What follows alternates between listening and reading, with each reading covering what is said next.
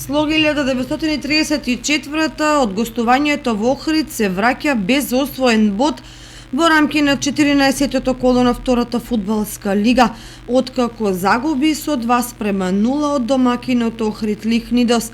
Виничани пружиле солиден отпор на фаворизираниот противник, но неефикасноста повторно ги чини пораз и неосвоени бодови. Во дербито во Битола домашниот Пелистер, иако имаше водство од 2:0, на крајот мораше да се задоволи со бод, бидејќи фудбалерите на Вардар стигнаа до изремнување за конечни 2:2. Еве ги резултатите од 14-тото коло.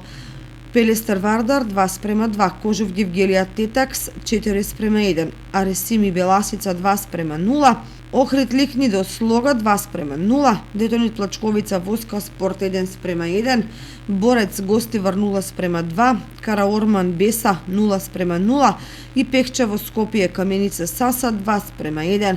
Во наредното последно коло Слога ја пречекува екипата на Детонит Јуниор.